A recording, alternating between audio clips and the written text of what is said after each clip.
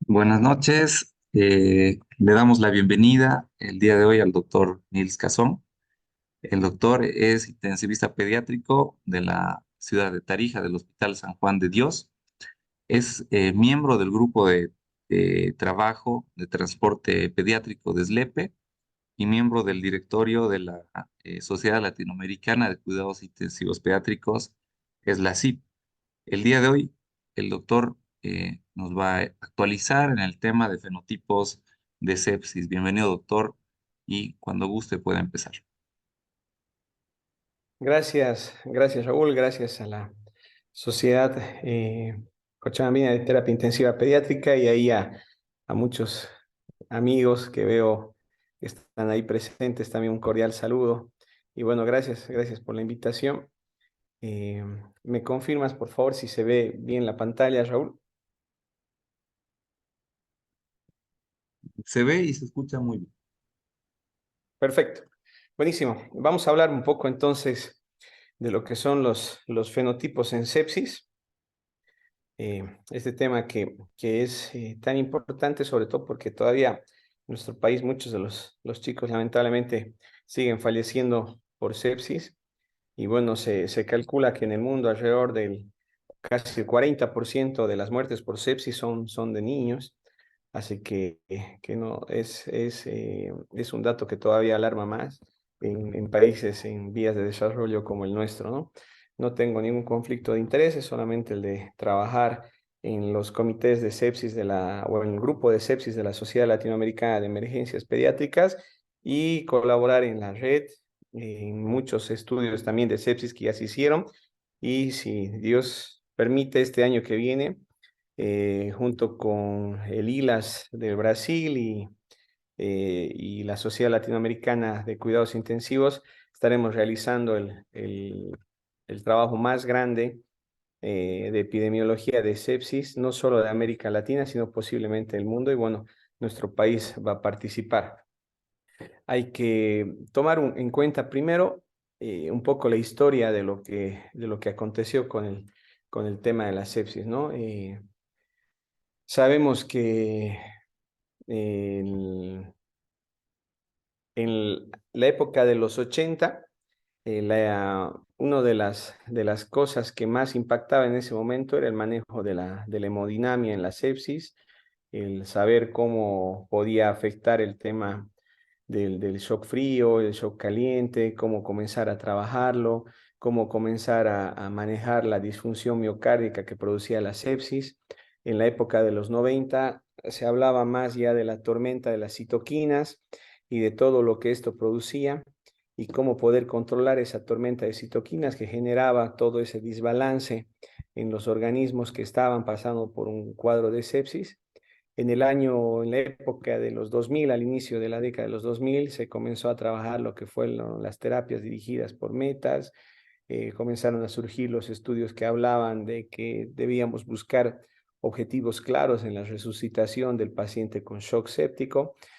Sin embargo, luego unos 3 estudios aproximadamente comenzaron a desvirtuar estas teorías y a mostrar que los resultados no eran tan importantes en la resucitación, si se la dirigía por metas específicas o se la hacía en base solamente a la experiencia del médico que estaba a cargo de la resucitación de un paciente, sino que fue lo que pasó en la época de la década del 2010, en la que se comenzó a hablar del diagnóstico temprano y que realmente mostró mayor impacto en la disminución de la morbimortalidad de sepsis en comparación a lo que se hablaba de lo que era antes la terapia dirigida por metas. Y actualmente estamos comenzando a trabajar ya en lo que todos conocemos como medicina de precisión, en la que estamos comenzando a buscar las formas de identificar los distintos fenotipos de sepsis, es decir, ya sabemos que no todos respondemos igual y lo vamos a ir viendo más adelante en la charla. Sin embargo, es importante saber que ya no se deja de lado lo que se habla de la medicina personalizada, porque en realidad todos nosotros, todos ustedes hacen medicina personalizada al tratar a los pacientes individualmente, pero lo que sí buscamos es la medicina de precisión, de darle el medicamento justo o la terapia justa a ese tipo de sepsis, a ese paciente específicamente y que le puede traer mejores resultados en cuanto a los desenlaces de la enfermedad que está cursando. Y bueno, cuando hablamos del genotipo, hablamos de la composición genética de cada uno, que esta que viene obviamente determinada por la secuencia de ADN que heredamos de nuestros padres y que, bueno, heredamos sobre todo de nuestra raza o de nuestra de esa carga genética que vamos a llevar cada uno implícita. Pero cuando a esto nosotros le agregamos los factores ambientales, el entorno en el cual nos encontramos, la nutrición que llevamos y diferentes otras cosas más de nuestro ambiente,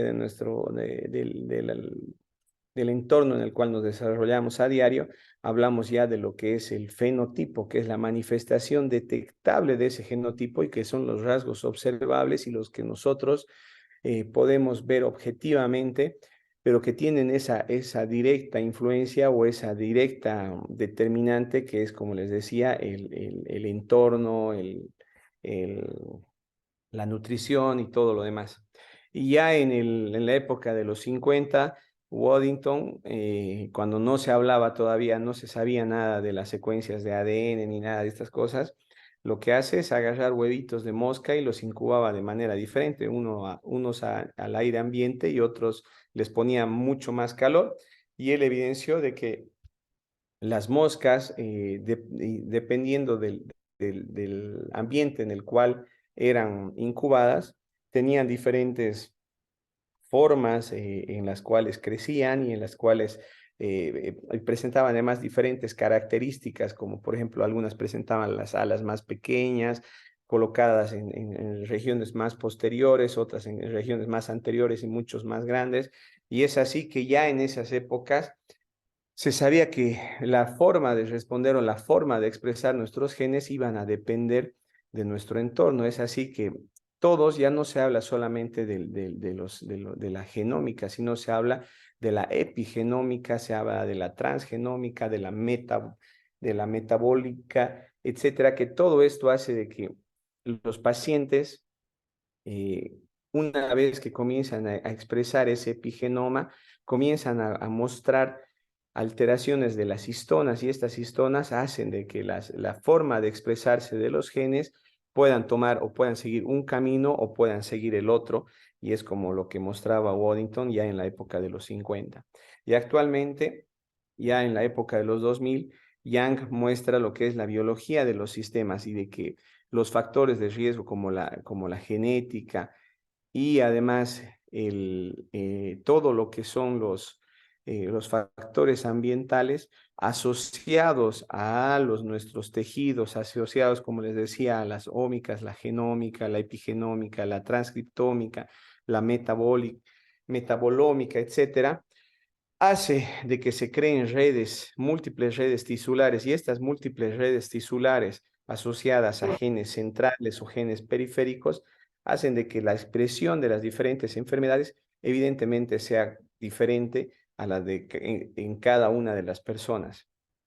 Y esto es lo que nosotros los llamamos los fenotipos, que son las características observables, que son las variables clínicas de las enfermedades, la forma de manifestación de las enfermedades, y que hacen que estas entidades clínicas tengan ciertas características que las distinguen. Por ejemplo, cuando uno ve una radiografía, puede decir que esa radiografía, lo que nos pasa casi en la práctica diaria, no podemos decir esta radiografía es típica de un virus sincitial, o esta radiografía es típica de un neumococo que gracias a la vacuna se ve cada vez menos, pero que siguen habiendo. Sin embargo, no todos los pacientes responden igual. Además de que nosotros con ese fenotipo podemos identificar estas características observables, pero existen subconjuntos de pacientes que están definidos tantos por su función o su mecanismo patobiológico que va a hacer que tengan riesgos diferenciales en los resultados de los tratamientos que nosotros les instauremos.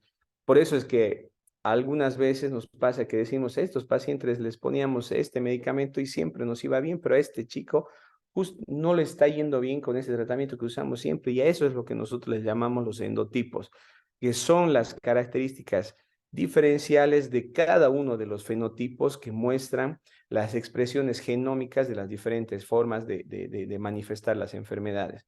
Y lo que vamos buscando con el tiempo son justamente la presencia o encontrar biomarcadores que puedan diferenciar o que puedan encontrar a esos endotipos específicos para tratar los fenotipos para que sean individuales, ¿no? Y que permitan esa medicina de precisión. Ya los neumólogos lo han ido haciendo con el tiempo, han ido viendo los fenotipos de asma, que no todas las presentaciones de asma son iguales, los endotipos, los biomarcadores para esto, y de acuerdo a eso, las terapias dirigidas por objetivos justamente solamente para ese tipo de expresión de los endotipos o de los distintos fenotipos que tiene el asma. Entonces, ¿son todas las sepsis iguales? Evidentemente no.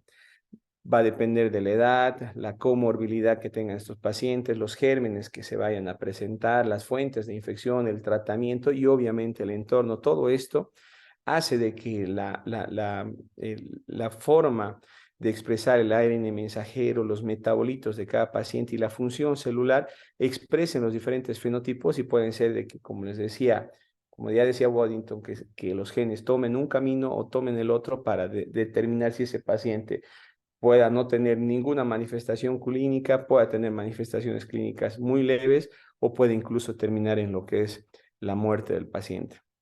Evidentemente, la inflamación lo que hace es producir niveles altísimos de interleuquina 6. Esta interleuquina 6 va a nivel hepático la PCR y esta PCR tiene dos caminos. Uno y el principal es que es el primer factor que reconoce los patrones moleculares, por lo tanto opsoniza las bacterias, las presenta los fagocitos, pero además también se adhiere a estas células que están en apoptosis, haciendo de que sea un marcador no solamente de la presencia de bacterias, sino también de la presencia de tejido inflamatorio y además ya se sabe también que la ferritina en la época del COVID es donde más se supo. Nosotros antes de COVID todavía y antes de la época del 2017 de los estudios de Carcillo, la asociábamos solamente como que la ferritina se degradaba de lo que es la hemoglobina, y se absorbía el grupo M y se iba para producir mayor producción nuevamente de glóbulos rojos, etcétera. Pero ya en la época entre el 2017 Dígale a y su amor que venga.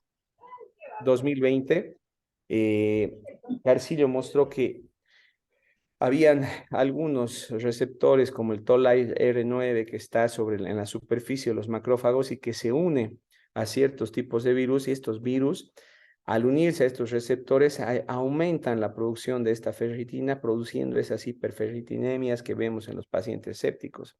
Y ahí es cuando comienza a dividir en los diferentes grupos y los cataloga como el primer grupo en el que la PCR estaba normal, el segundo grupo la ferritina estaba normal, el grupo 2 en el que la PCR estaba elevada, pero que iba descendiendo con las diferentes terapias que se iban agregando, pero la ferritina se mantenía normal. En el grupo 3, el, en el grupo 3 se ve que la PCR estaba normal, pero la ferritina estaba elevada. El grupo 4 de sus pacientes tenían la PCR elevada y que no descendía con los diferentes tratamientos. Sin embargo, la ferritina estaba normal y el grupo de mayor mortalidad era el grupo 5 que presentaba ferritina PCR elevada, ferritinas elevadas y que como pueden ver aquí la mortalidad era muy, muy elevada de estos pacientes, ¿no? Entonces esto fue lo que mostró ya Carcillo en esas épocas. Y de ahí salen los primeros, las primeras, perdón, de ahí salen ya las primeras manifestaciones o los primeros fenotipos que ya conocemos muy bien, que son a esos tres grupos. El grupo de los pacientes que tienen inmunoparálisis, que son estos pacientes y lo que van a hacer es tener alterada no solamente la inmunidad innata, sino también la inmunidad adquirida. Los pacientes con trombocitopenia asociada a falla multiorgánica, estos pacientes que tienen evidentemente una disminución importante del ADAMS 13 y que va a producir alteraciones en el metalómeros del factor de von Willebrand, produciendo microangiopatías, microtrombosis que van a terminar también lesionando mucho más los órganos. Y finalmente el otro grupo, que es el de falla multiorgánica secuencial asociada a falla hepática y biliar y además respiratoria, y que este tipo de estos tres fenotipos terminan en la misma vía común, que es el síndrome de activación macrofágica, y que es el que todos queremos evitar porque es el que mayor mortalidad presenta. Son los pacientes que ya tienen hiperferritinemias demasiado altas, disfunción hepática y sobre todo coagulación intravascular diseminada, y es por eso que termina generalmente con una mortalidad muy, muy elevada. Además, ya Carcillo muestra de que de que muchos de estos pacientes tienen su sobreposición de los diferentes fenotipos de sepsis, y que son muy, muy pocos los pacientes que presentan fenotipos puros, sino que llega un momento en el que los tres fenotipos están presentes. Sin embargo, hay unos que prevalecen sobre otros, pero finalmente terminan en lo que es la falla multiorgánica. Sin embargo, estos pacientes con trombocitopenia asociada a falla multiorgánica son los pacientes que presentan más mortalidad, como pueden ver aquí en el cuadro: 43% de mortalidad en todas las fallas multiorgánicas asociadas a trombocitopenia. Además, va mostrando también, y lo demuestra junto con Lin en otro estudio, en el que mientras más órganos se ven afectados por las disfunciones multiorgánicas, pues mayor va a ser la mortalidad hospitalaria. En el 2020, Nelson Sánchez trata de buscar una forma de diferenciar estos fenotipos de manera más clínica, y no buscando tanto marcadores específicos como Carcillo o como los trabajos que últimamente estuvo realizando el doctor Wong. Entonces, ¿qué es lo que busca? Busca 4 fenotipos. El primero es el fenotipo asociado a una encefalopatía severa persistente. El segundo fenotipo es aquel fenotipo con una hipoxemia moderada que se resuelve. El tercer fenotipo es el que presenta una hipoxemia persistente, severa y además shock. Y el cuarto fenotipo es el paciente que presenta una trombocitopenia persistente asociada a shock.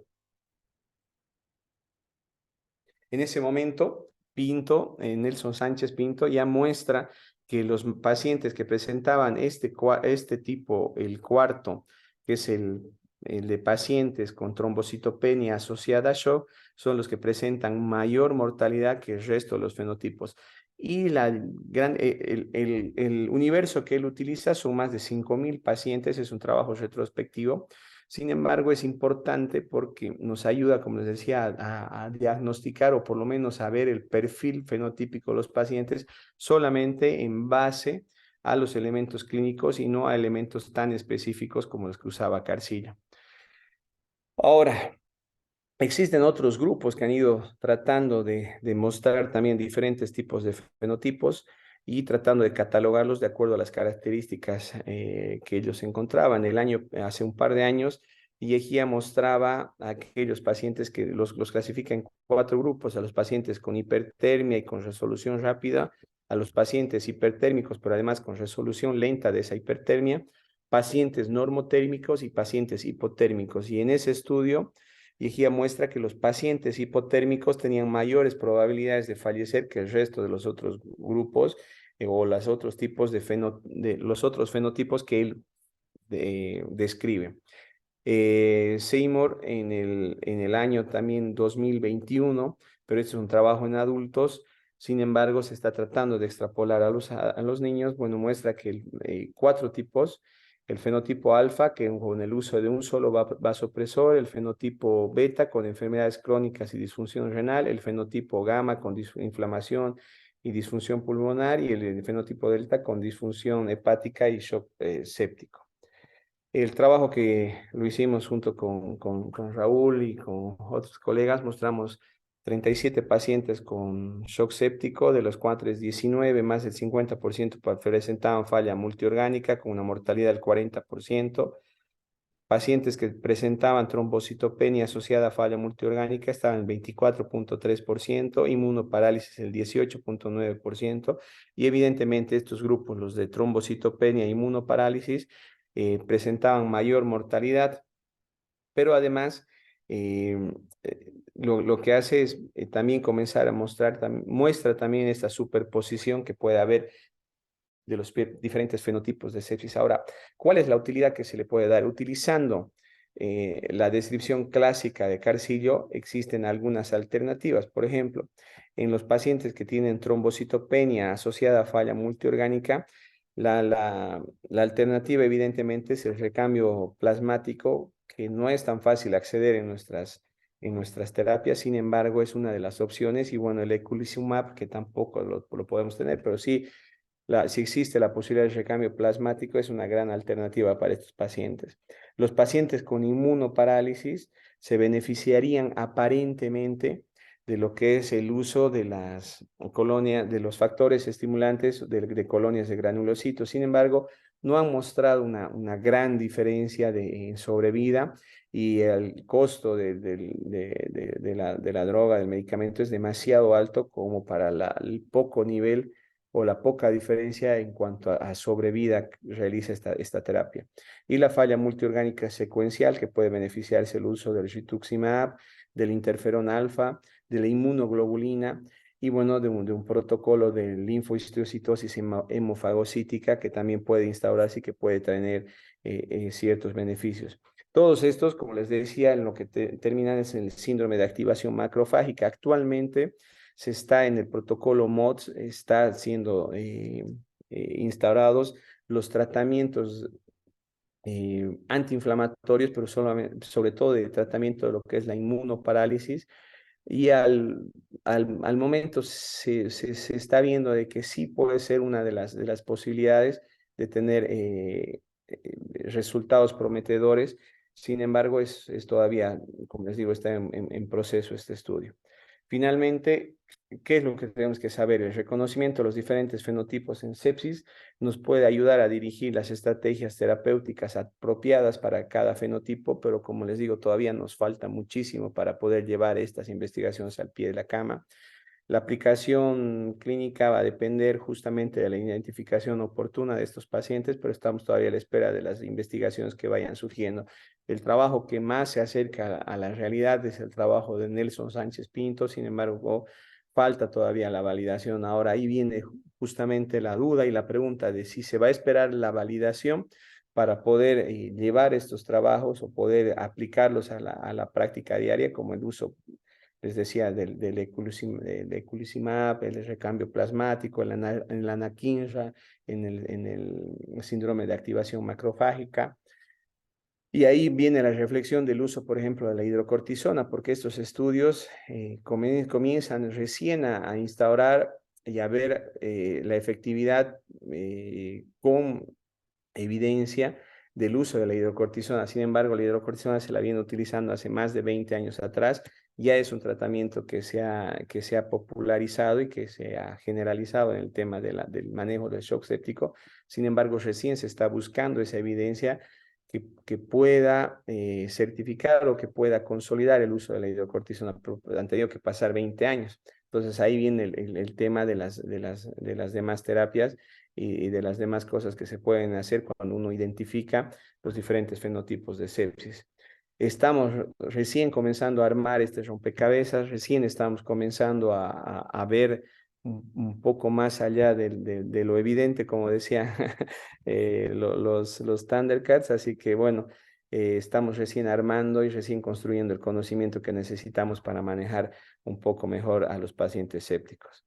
Y bueno, aprovecho ahí la oportunidad para invitarlos el próximo año, en junio, al Congreso Mundial de Cuidados Intensivos, que va a ser en Cancún, en México, y que va a ser un mundial histórico, por lo menos para Latinoamérica. Es la primera vez que vamos a tener dos exposiciones o dos clases magistrales dados por latinoamericanos, el profesor Berter Bruno de Carvalho y bueno, Jaime Fernández Sarmiento hablando de sepsis. Así que ojalá podamos encontrarnos allá el próximo año. Muchas gracias.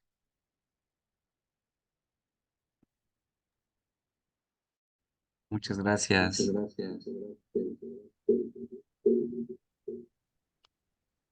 ¿Tienen alguna pregunta para Nils?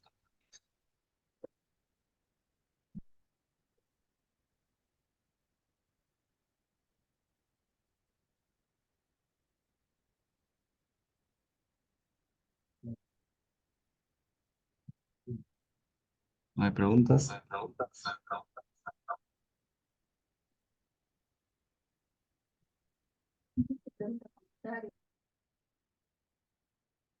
Porque es un tema bastante complejo y poco visto, creo yo, en Bolivia, y ahorita que estamos empezando con este protocolo del doctor Raúl, en esta época creo que viene muy bien el tema ahora, ¿no? Para ayudarnos a poder ampliar un poquito más los conocimientos sobre muy interesante. Doctor, gracias.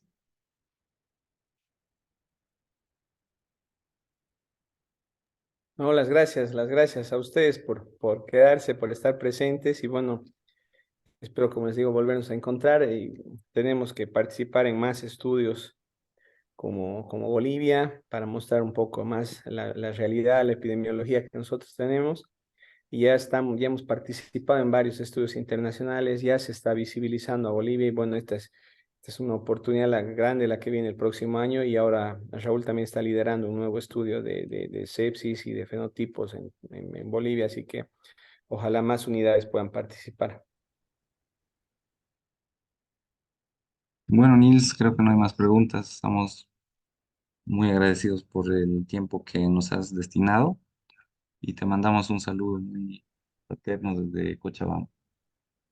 Igual, un saludo a todos. Gracias, Raulito. Chao, chao. Buenas noches. Buenas noches.